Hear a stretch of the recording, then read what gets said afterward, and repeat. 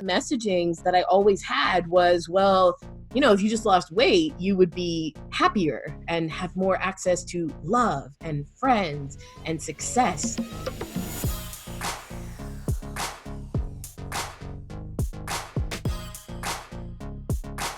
Our plus size confidence is unique because we live in a fat phobic society, right? So where the word fat is a bad thing, where we're not allowed to exist in these bodies. We're not allowed to jiggle in these bodies. We're not allowed to dance and play in these bodies. And there's there's like huge $8 billion industry, the diet industry, that's telling us that we can't exist. I have always struggled with my body confidence.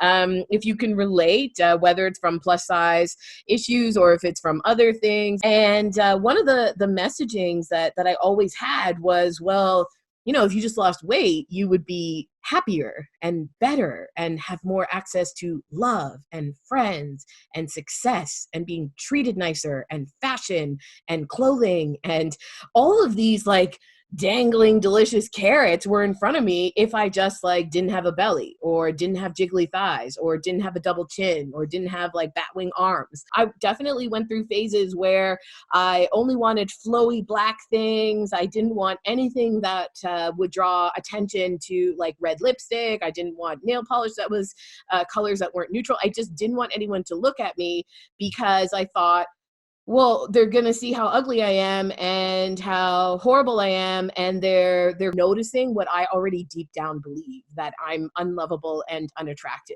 and unsexy. Right now, we're looking through somebody else's idea of sexy. And that idea of sexy is actually only a sliver of the possibility of sexiness that's out there. It like defines like 1% of the people. It's like Beyonce.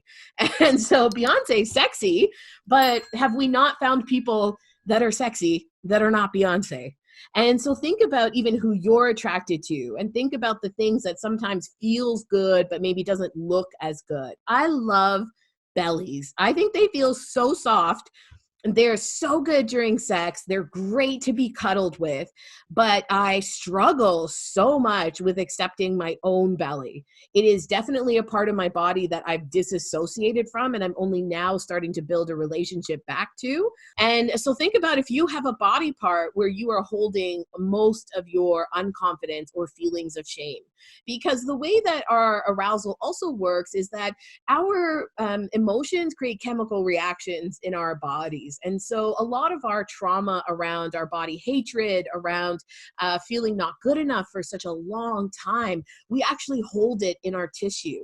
And so it's very hard for our sympathetic nervous system to actually relax out of that place of like tension and anxiousness. Think about like 3 to 5 things that you think are sexy. You can even do something. I like to do this when I'm teaching class in person is I write sexy on the middle of the page. And then you can just sort of like, I'm a very non-linear thinker, obviously.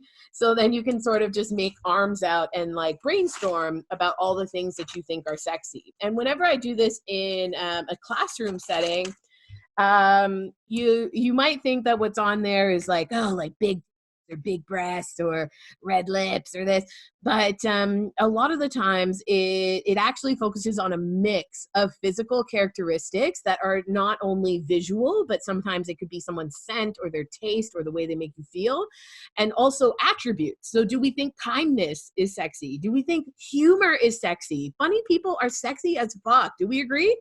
So make one list for things that you think about for other people that you find really sexy, and make a list of things that you find sexy about yourself. And so I'm going to challenge you to put at least 3 things on that sexy list. And it might be things that you don't outwardly own or admit. I always thought my legs were really sexy, but I never was showing them off. I didn't even own a dress until I was like 27. Like, I really wasn't owning it, but I always kind of thought like for myself, I was like, oh, if only like I was allowed like to think that this was sexy. But when I get rid of this belly, then my legs will be sexy. And so a lot of redefining sexy is about giving ourselves permission to be outside of that 1%, that sliver of what's considered sexy.